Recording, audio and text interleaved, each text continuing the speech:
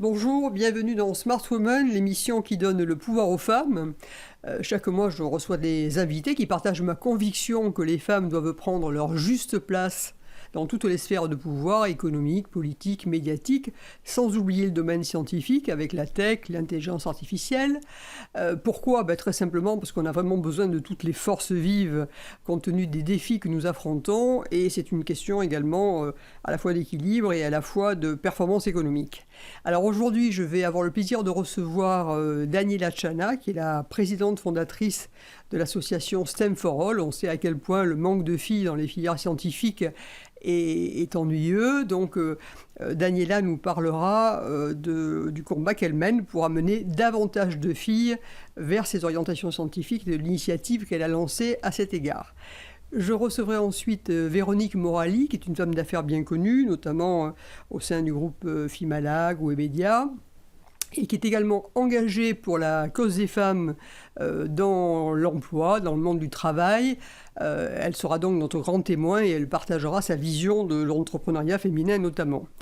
Et enfin, je ferai le portrait de Magali Morizot-Cure, qui est la directrice générale du groupe LIM, Live in Motion, qui est une ETI installée en Dordogne et qui est spécialiste de la sellerie, donc pour le monde sur mesure, pour le monde de l'équitation.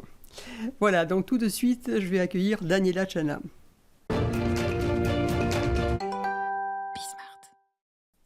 Bonjour Daniela Chana. Bonjour Marie-Claire. Bienvenue dans Smart Woman. Alors Daniela, nous le savons, nous le disons quasiment chaque jour, le manque de filles dans les filières scientifiques est particulièrement préoccupant et vous êtes une des voix fortes dans ce combat pour arriver à avoir davantage de filles qui s'orientent vers les STEM. Alors les STEM, je rappelle l'acronyme qui n'est pas toujours connu, c'est tout ce qui est sciences, technologie, ingénierie, mathématiques. Alors vous êtes présidente fondatrice de l'association All for STEM justement, et vous avez lancé une initiative récente dont vous allez nous parler. Mais commençons déjà par All for STEM, donc STEM for All. STEM for All, pardon, oui, vous voyez, STEM for All, absolument. Donc allons-y, expliquez-nous ce qu'est STEM for All, ce que vous en avez voulu faire avec cette association. STEM for All, déjà par son nom, donc STEM pour toutes et tous, c'est parce qu'aujourd'hui on s'est rendu compte que les femmes sont vraiment absentes en fait du décor dans les filières scientifiques, technologie, ingénierie et mathématiques. Et donc for All pour montrer que ici on veut ramener à la mixité systémique dans ces filières-là. En créant STEM for All, c'était également une occasion de dire que le combat n'est pas que pour les jeunes filles, mais le combat également, même pour ces populations, par exemple les jeunes de quartiers populaires, qui sont aussi absents de ce décor, et donc vraiment dire que le monde des STEM, c'est un monde qui a besoin de tout le monde. Voilà vraiment la genèse et l'idée derrière la création de STEM for All. Et alors, justement, vous avez lancé par ailleurs une initiative encore plus récente, qui est Pipeline Femmes, si je ne me trompe pas de nom cette fois-ci. Parlez-nous de cette initiative, expliquez-nous en quoi ça consiste, comment vous y prenez et quel est l'objectif visé. Donc après 6 ans sur le terrain à mobiliser des jeunes filles dans les régions, dans les outre-mer, dans les quartiers, je me suis rendu compte en fait qu'il y avait ce besoin d'allier en fait, de créer une cohésion et un esprit en fait de groupe pour défendre une seule et même cause. Et donc d'où le programme Pipeline de l'école à l'emploi de femmes dans 2 thématiques bien ciblées, l'IA et la cybersécurité. Et le but, c'était de se dire, on va essayer de cibler les 2 thématiques phares aujourd'hui qui bouleversent et bousculent le monde de la technologie et proposer des initiatives, embarquer le maximum de personnes, poser des jalons et des KPI atteignables et réalisables sur 3 ans et montrer que ça fonctionne. Et s'il y a des points qui n'ont pas fonctionné, montrer et dire pourquoi ces points n'ont pas fonctionné. Oui, et donc vous l'avez lancé en juin, si je ne me trompe pas. Vous l'avez lancé au Sénat d'ailleurs, donc avec le marrainage d'une sénatrice. La sénatrice Dominique Vérien. Voilà, donc ça c'est vraiment très bien. Et alors, expliquez-nous très, très concrètement comment ça se déroule, les partenariats, avec qui vous travaillez. Hier d'ailleurs, on clôturait la signature, on réalisait la signature en fait avec l'un des partenaires phares, qui est le groupe Acer. Donc le programme en fait est d'embarquer les entreprises, les écoles d'ingénieurs spécialisées dans des parcours IA cybersécurité dès le bac, donc des entrées post-bac, et également des associations sur le terrain. On travaille aujourd'hui avec, on a déjà 7 établissements scolaires, écoles d'ingénieurs qui nous ont ouvert leurs portes, les meilleurs en France, que ça soit EFRE, EPITA, Epitech, ESIMAG, ESILV, ESIE Paris, CYTech. Ce sont ces écoles aujourd'hui avec lesquelles on travaille et on a des entreprises également engagées à nos côtés. Je vous ai parlé d'Acer, il y a le groupe Odo. Nous avons également la Fondation L'Oréal avec qui on travaille parce qu'on ne travaille pas que avec les entreprises mais également avec des fondations. Mais le but aussi c'est d'être sur le terrain pour la même cause. Par exemple, on travaille avec Télémac qui est très connu. On travaille. J'avais invité, elle était venue nous parler. Erika. Télémac, absolument, Erika Cogne. Et donc il y a Télémac, il y a C'est Génial. Nous avons également ProLogging, donc ces associations qui œuvrent au quotidien. Dans les Outre-mer, nous travaillons également avec Maris Project pour vraiment mobiliser les jeunes filles dans les Outre-mer. Et le programme est vraiment de pouvoir les sensibiliser autour de on a 3 chiffres clés. Sensibiliser 10 000 jeunes filles à l'IA et à la cybersécurité, financer 300 bourses d'études scientifiques féminines et contribuer à augmenter de 10 points le taux de filles dans les écoles partenaires. Écoutez, ce sont de beaux objectifs, donc je souhaite bien sûr et nous souhaitons que vous réussissiez parce qu'on a vraiment besoin. Et ce besoin en plus est vraiment devenu d'autant plus crucial que l'intelligence artificielle a pris et prendra une place encore plus importante dans nos vies. Donc il est très important qu'on ait cet équilibre des filles et des garçons. Merci beaucoup Daniela pour ce témoignage et merci pour ce combat. Donc continuez. Et merci Marie-Claire. Merci. Bonjour Véronique Morali. Bonjour Marie-Claire. Merci d'avoir accepté mon invitation. Avec plaisir. Alors Véronique, je le disais en introduction, vous avez été une des pionnières, vous avez ouvert la voie justement à la juste place des femmes, puisque je rappelle que très brièvement, vous avez été une des premières filles à intégrer l'inspection des finances au sortir de l'ENA. Vous avez occupé diverses fonctions de direction dans des groupes. Vous avez notamment contribué à la création du groupe Fimalac aux côtés de Marc Ladré de la Charrière. Vous êtes présidente aujourd'hui de Webedia, puis bon, beaucoup d'autres titres. Mais en réalité, aujourd'hui, je voudrais que nous commencions par zoomer sur votre action justement en faveur des femmes dans le monde économique et donc par l'association que vous avez créée, donc Force Femmes, il y a 20 ans. Alors expliquez-nous ce que c'était que Force Femmes à l'époque, pourquoi, comment et qu'est-ce que ça fait ? Force Femmes, il y a 20 ans, c'était rien, puisqu'on a créé absolument de rien avec un groupe de femmes, dont Anne Méo, dont à l'époque Françoise Holder, qui nous a rejoint rapidement. Et l'idée était d'aider les femmes sur le marché du travail, dont on sait par nature en France qu'il est assez rigide. C'était vrai il y a 20 ans, c'est peut-être un peu moins vrai, et encore, on verra en fonction de l'évolution de la conjoncture. Mais l'idée, c'était de se dire, on avait toutes plus de 45 ans à l'époque. On sortait d'avoir accompagné le Women's Forum dans sa création. C'était des conférences, la place des femmes dans les instances qui débattent des grandes idées. Nous, on était plutôt sur du concret. Et donc, l'association, elle est née du désir d'aider ces femmes qui n'étaient pas du tout des seniors. À l'époque, seniors au sens de l'INSEE, c'était les plus de 65 ans. Et nous, 45, on s'est dit, on commence à sentir quand même des difficultés pour les femmes qui se présentent sur le marché de l'emploi parce qu'elles ont perdu leur emploi, à avoir des difficultés du fait de l'âge. Et donc, à la discrimination, si on peut parler comme ça, du fait d'être une femme sur le marché du travail, c'est toujours pas évident, on le sait, s'ajouter celle de l'âge, et c'est comme ça qu'est née l'idée de Force Femmes. Et alors, Force Femmes donc, accompagne le réemploi avec notamment une partie qui est très tournée vers l'entrepreneuriat.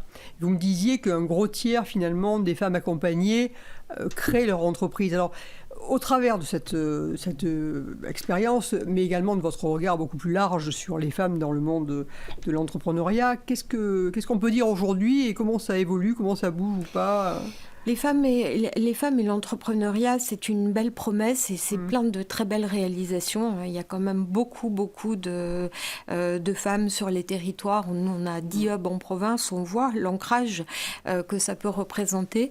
Les femmes et l'entrepreneuriat, c'est en même temps assez statique et j'allais dire assez stagnant parce que ça tâche beaucoup de risques à la création d'entreprises et les femmes ne sont pas toujours armées pour capturer l'ensemble des dispositifs dont elles ont besoin, ni en tant qu'aide d'associations comme les nôtres, même pour des plus jeunes, ni d'aide extérieure. Les femmes se débrouillent plus mal ou moins bien, on va dire, sur les levées d'argent, les relations avec les banquiers.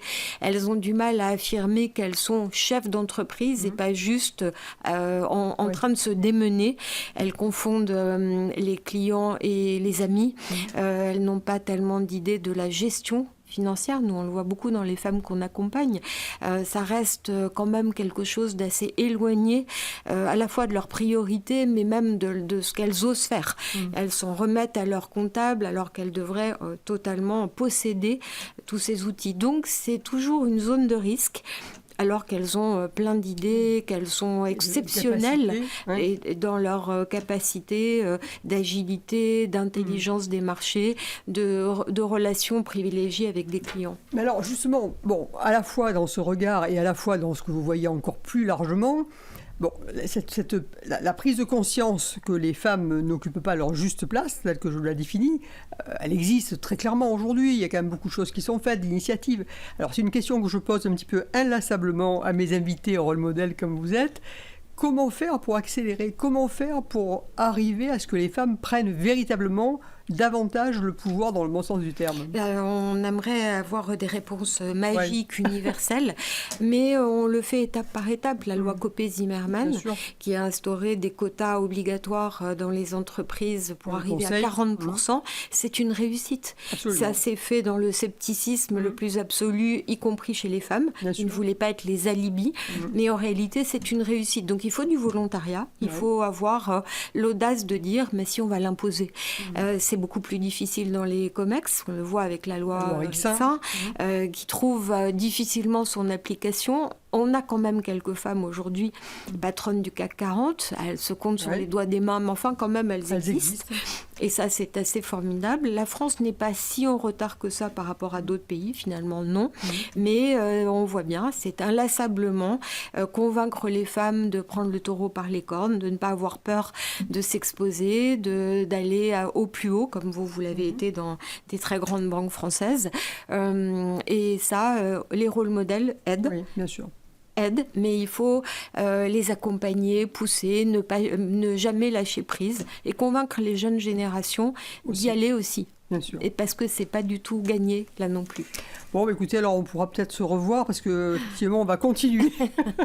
on va continuer l'effort, donc absolument. Pour y parvenir. Absolument. Bon, mais en tout cas, merci beaucoup, merci. Pour à la fois le partage de notre vision et puis à la fois cette volonté d'accompagner, de continuer. Il faut que nous continuions. Et comme vous, Marie-Claire, pareil, exactement. Merci beaucoup, Véronique. Merci. Bonjour Magali Morizot-Cure. Merci d'avoir répondu à cette invitation de venir dans Smart Woman. Alors Magali, je disais, vous êtes la directrice générale donc, du groupe LIM, Lever in Motion, vous en parlerez bien sûr davantage. Vous l'avez rejoint en janvier 2020 en tant que CFO, puis vous en êtes devenue la CEO quand le fondateur a décidé de séparer les fonctions, donc à garder la présidence et à recruter une directrice générale extérieure. Alors, le groupe, c'est une ETI, donc c'est intéressant de parler de ce type d'entreprise, cette taille qui est en Dordogne, qui est une entreprise à mission, enfin, vous allez nous raconter tout ça. Et alors, effectivement, c'est bien sûr, vous êtes bien connu dans le milieu cavalier, mais dans le monde global et même dans le business, vous n'êtes pas très connu. D'ailleurs, moi-même, je vous ai repéré parce que vous avez été lauréate du French Women Entrepreneur 40 de 2024, qui a été créé par le Women's Forum et BNP Paribas. Ça prouve que ces prix ont une vraie pertinence. Voilà. Et vous avez un parcours qui est très intéressant. Donc, je voulais qu'on en parle ensemble. Donc, on va commencer tout de suite. Parlez-nous déjà de ce que vous avez fait avant l'intégration dans l'IM. Alors, D'abord, merci beaucoup de m'avoir invitée aujourd'hui. Alors, mon parcours est un parcours plutôt financier au départ, puisque j'ai commencé en cabinet d'audit dans un premier temps, et puis j'ai rejoint le groupe Feu Vert pendant une dizaine d'années, dans laquelle j'avais les fonctions de directrice financière, tout d'abord sur la filiale Feu Vert en Pologne. Donc, j'ai vécu pendant 5 ans en Pologne, puis je suis rentrée à Paris pour prendre la direction financière de Mondial Pare-Brise, qui était à l'époque la filière vitrage du groupe Feu Vert. Puis ensuite, je suis partie vivre une petite aventure aux États-Unis où j'ai vécu pendant 3 ans et où j'ai pris les fonctions de contrôleur financier pour l'Amérique du Nord, pour le groupe Faurecia, pour la partie exhaust system, la partie pot d'échappement, production de pots d'échappement. Donc, un parcours finance. Plutôt orienté dans l'automobile, voilà, en l'occurrence. Donc, rien à voir avec mon parcours actuel. Vous arrivez à la question que je voulais vous poser, parce qu'effectivement, vous ne connaissiez pas, en plus, vous n'étiez pas cavalière, donc vous ne connaissiez pas spécialement l'équitation. Finalement, qu'est-ce qui vous a séduit dans la proposition quand Laurent Dupré vous a approché et réciproquement, qu'est-ce qu'il est venu chercher chez vous ? Alors, qu'est-ce qui m'a séduit vraiment, je pense que quand on fait un changement, il faut toujours qu'il y ait un fit. Hein. J'aime bien travailler avec des gens que j'apprécie, et je crois que le fit a été assez direct à travers nos personnalités et à travers cette rencontre. Et puis, l'entreprise et ses valeurs qui, moi, m'ont réellement parlé. Une entreprise d'hommes, une entreprise autour des savoir-faire, le savoir-faire du cuir, une entreprise de passionnés dans le monde du sport. Alors, je ne suis pas équitante, en l'occurrence, mais j'aime le sport, je pratique des sports, et j'aime cet esprit, quelque part, qui est l'esprit de compétition qu'on peut retrouver aussi, quelque part, dans le monde du sport. Et pour moi, finalement, j'avais absolument tous les ingrédients pour tenter l'aventure et me dire que ça pouvait marcher et ça pouvait devenir une belle aventure. Voilà. Et pour Laurent Dupré, alors vous aviez l'expérience internationale, vous aviez la finance, etc. Vous avez démarré comme CFO d'ailleurs. J'ai démarré comme CFO. Je pense que ce qui l'a séduit dans mon profil, évidemment, c'est l'aspect financier, mais l'aspect aussi à la fois retail et à la fois industrie que j'avais pu rencontrer dans mon parcours. Et le fait d'avoir un parcours international. Aujourd'hui, l'entreprise est implantée aux États-Unis, où on a une quote-part importante de chiffre d'affaires. Ma connaissance du marché américain était évidemment un plus dans tout ça. Mais alors, rentré CFO est devenu CEO après, aux côtés d'un fondateur qui a exercé en plus pendant 25 ans avec toutes les manettes. C'est pas forcément très évident. Comment ça s'est passé ? C'est pas forcément très évident. Je confirme. En fait, la complexité première, c'est vraiment le charisme d'un fondateur qui a quelque part construit une entreprise qu'il a fait grandir, qu'il a amené là où il l'a amené. Moi, j'ai pas du tout la prétention aujourd'hui de reprendre une place, mais plutôt de construire la mienne. Et c'est ce que j'ai essayé de faire. Je pense que j'ai un grand avantage, c'est que j'ai des équipes, un comité de direction extrêmement bienveillant qui a envie de faire avancer l'entreprise, qui a envie de faire marcher le projet d'entreprise. Et oui, qui était attaché à son président, mais qui est aussi attaché à des valeurs et à un fonctionnement d'entreprise que je crois réussir à mener d'une façon un peu différente, mais voilà, qui arrive à les embarquer en tout cas. Oui, d'ailleurs, vous m'avez dit que votre COMEX était paritaire. Hein, exactement, voire même un peu plus féminin aujourd'hui au sein de l'équipe. Alors, parlez-nous, il est temps quand même de parler de l'IM en tant que tel, donc expliquez-nous, donnez-nous un petit peu la carte d'identité, les chiffres, la clientèle, parlez-nous de tout ça. Alors, le groupe LIM est un groupe aujourd'hui qui fait à peu près 800 collaborateurs. Vous l'avez dit, c'est une ETI qui, initialement, le siège social est basé en Dordogne, à Nontron, dans le Périgord. d'abord. C'est une entreprise qui aujourd'hui est orientée autour de 3 activités principales, mais qui gravite autour du monde du cheval. Voilà, nous, notre métier numéro 1, c'est le monde du cheval. Moi, je suis directrice générale de toutes les activités riding, ce qu'on appelle le riding, c'est-à-dire toute l'activité historique de la sellerie, qui regroupe aujourd'hui un peu plus de 750 collaborateurs qui sont répartis dans le monde. Alors, avec comme finalité première la conception, la fabrication et la commercialisation de selles d'équitation. Donc, avec finalement deux thématiques principales, la fabrication et donc le maintien des savoir-faire autour du cuir, puisque c'est notre métier, notre ressource numéro 1, c'est le cuir, et une deuxième partie qui est la commercialisation des selles auprès des équitants partout dans le monde, avec un positionnement aujourd'hui qui est un positionnement plutôt haut de gamme, avec des selles qu'on peut retrouver sur mesure, en fait. Qui sont sur mesure, absolument. Ce sont des produits sur mesure et qui équipent aujourd'hui les cavaliers que vous pouvez voir et que vous avez pu voir aux Jeux Olympiques à Paris. Oui, avec le nombre de médailles gagnées par ces cavaliers équipés de vos selles, qui était important, c'est bien ça. On a été très fiers d'avoir 7 médailles lors des Jeux Olympiques. Aujourd'hui, la partie sellerie, pour nous, c'est plusieurs marques qui ont chacune leur positionnement et qu'on fait coexister et qui diffusent, qu'on distribue dans le monde entier. Et vous disiez, vous distribuez dans le monde entier, donc vous avez un réseau de distribution un petit peu partout, dans tous les pays. Exactement. C'est pas intégré, je veux dire, ce ne sont pas des filiales en tant que telles ou... Alors, on a 2 modes de distribution, mais notre mode principal aujourd'hui, c'est une distribution en direct. D'accord. Donc, avec nos commerciaux qui sont sur le terrain au quotidien, auprès des cavaliers, auprès des chevaux, et qui, en effet, vendent des selles sur mesure. Et pour être sur mesure, il faut être bien sûr. Au plus proche du terrain. Bien sûr. Alors, quand on avait discuté ensemble, vous me disiez à quel point toute la partie, justement, RSE au sens large était pour vous très importante. D'ailleurs, vous l'avez dit, c'est des valeurs de l'entreprise qui vous ont aussi motivé.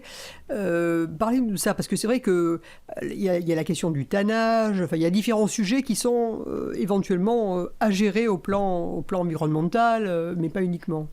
Alors aujourd'hui, le groupe est devenu société à mission, exactement, depuis 2021, qui est finalement le passage société à mission, c'est plutôt la concrétisation d'une démarche qui est une démarche qui est un peu plus long terme et qui a toujours existé au sein du groupe. Aujourd'hui, nous sommes propriétaires de 2 tanneries, vous le disiez, sur lesquelles on a gardé finalement un savoir-faire historique avec du tannage végétal et une vraie volonté environnementale autour de l'intégralité de nos process. Aujourd'hui, on a une véritable démarche RSE très forte qu'on essaie de porter, mais qu'on essaie de rendre la plus concrète possible dans le quotidien, avec 3 orientations pour nous. La première, c'est le cheval, le respect de l'intégrité du cheval, et sur lequel on travaille aujourd'hui, par exemple dans la conception de nos produits, qu'on veut être les plus adaptés au couple cavalier-cheval, mais aussi au niveau des hommes, avec une politique aujourd'hui humaine, homme en tout cas, qu'on veut orienter vers nos collaborateurs. Il faut savoir que c'est une entreprise de savoir-faire, c'est une entreprise d'hommes. Aujourd'hui, ma ressource numéro 1, je vous parlais du cuir, mais ma ressource numéro 1, quelque part, c'est les hommes, et la valeur de l'entreprise, elle est chez les hommes, et ce savoir-faire qu'on veut faire perdurer. Donc on a une partie homme et on a une partie environnementale aussi qu'on pousse dans des actions qu'on veut être les plus concrètes au quotidien pour nous, et qu'on fait vivre auprès de nos collaborateurs avec une véritable mission finalement de diffusion de ces valeurs. Voilà. Et alors, donc, vous parlez des hommes et des femmes, bien sûr. Est-ce que c'est facile, justement, en termes de recrutement, ou est-ce que vos équipes sont tellement stables que vous recrutez très peu? Comment ça se passe pour avoir véritablement cette capacité à continuer ce travail qui est un travail sur mesure? Alors aujourd'hui, je pense qu'on est comme finalement toutes les entreprises, on rencontre des difficultés en termes de recrutement. Pour autant, on bénéficie évidemment de l'attractivité. Le monde du cheval est un monde de passionnés, donc on a cette attractivité liée à la passion du cheval, à la passion de l'équitation, qui est certaine, et finalement... peu de gens connaissent l'entreprise, mais nos marques rayonnent quand même aujourd'hui. Citez peut-être les marques, parce que ça parlera davantage que Lim, éventuellement. CWD, de beaucoup. Alors, CWD qui est plutôt une marque aujourd'hui orientée vers le grand sport, vers la performance, vers l'innovation. De beaucoup qui est une marque aujourd'hui de sellerie qui est plutôt dans la tradition et dans la marque de toutes les équitations. On a Butet aujourd'hui qui est une marque, les selles sont fabriquées à Saumur, cœur de Cadre Noir. Exactement. Sur lequel on est plutôt sur du haut de gamme et sur un positionnement un peu plus exclusif. Et puis on a deux dernières marques qui ont rejoint le groupe plus récemment avec Albion, qui est une marque anglaise dans le monde du dressage. Le dressage, vous savez, c'est la partie qui n'est pas l'obstacle, la carrière, etc. Exactement, là où on danse avec son cheval. Je sais pas c'est magnifique. Exactement, si les gens se souviennent de Pauline Basquin qui dansait pendant les Jeux Olympiques sur Stromae avec son cheval. Voilà. Elle avait une de vos selles ? Exactement, elle était équipée en Albion, donc on est très fiers de sa performance ce jour-là. Et une dernière marque qui nous a rejoint il y a à peine un mois de ça. C'était tout récent, là, une opération en cours. Voilà, une opération où on a intégré au sein du groupe une marque qui s'appelle Bruno Delgrange, qui pareil est une marque plutôt un positionnement très haut de gamme, avec un fort ancrage, c'est une entreprise du patrimoine vivant qui promeut les savoir-faire, où on est vraiment sur des selles made in France extrêmement poussées, qui rayonnent aujourd'hui dans le monde entier pour ce savoir-faire et pour la qualité de ces selles. Donc, voilà. Je sais que le chiffre, c'est difficile c'est relatif, mais combien de selles vous vendez par an ? Alors l'année dernière, on a vendu 16 000 selles. 16 000 selles. Voilà. Et on a un chiffre global pour voir un petit peu ce que ça peut représenter. On n'a pas de chiffre global. On n'a pas de chiffre global. C'est le côté financier, on a envie de connaître des parts de marché, mais là non. Enfin, 16 000 selles, c'est quand même assez impressionnant. C'est vrai que c'est un beau chiffre. Alors, bon, maintenant, donc, ça fait 5 ans que vous avez intégré le groupe. Donc, 5 ans après, finalement, si je vous pose la question de vos principaux défis, de vos enjeux... Aujourd'hui, je pense que les enjeux, je dois avoir à peu près les mêmes que toutes les entreprises qui aujourd'hui travaillent dans un environnement international, et notamment les entreprises qui sont implantées de façon importante sur le territoire américain. Aujourd'hui, on a vécu là sur la dernière année des chamboulements qui sont assez forts et qui nous ont demandé une agilité particulière quand même pour adresser ce marché américain. Aujourd'hui, le fait d'être multinational, d'être implanté en Angleterre, en Allemagne, aux États-Unis, en France, nous oblige à repenser un peu nos schémas globaux, de voir qu'est-ce qu'on peut répercuter, qu'est-ce qu'on ne peut pas répercuter sur nos clients, de réfléchir à nos routes, de réfléchir à nos approvisionnements, à beaucoup de choses qui finalement sont importants pour l'entreprise. Donc j'ai envie de dire, c'est des défis d'agilité, sachant que sur la France, ce qu'on est en train de vivre aujourd'hui et les changements qui interviennent aujourd'hui d'un point de vue, par exemple, fiscal, en tout cas à venir, nous oblige également à cette agilité et à devoir être vraiment vigilant et savoir s'adapter finalement à un monde où on pouvait parler de crise à un moment donné, mais je crois qu'on ne parle plus de crise aujourd'hui, on parle juste d'un monde exactement, et de savoir finalement s'adapter à tous ces changements-là. Je crois que vous l'avez dit, c'est le maître mot, c'est finalement l'adaptabilité, et c'est bien ce que vivent les entreprises et ce qu'elles font remarquablement, y compris dans des contextes très compliqués. En tout cas, merci beaucoup. C'était très intéressant d'avoir votre témoignage sur ce métier qui est spécifique, qui est peu connu, sur l'intégration comme dans un groupe avec une culture forte en tant qu'élément extérieur au groupe au départ. Donc, bravo pour tout ça. Ça donnera, là, j'en suis sûr, beaucoup d'idées. Notre émission se termine, toujours trop vite, notre émission se termine, donc je vous donne rendez-vous au mois prochain avec d'autres acteurs, d'autres actrices dans d'autres métiers.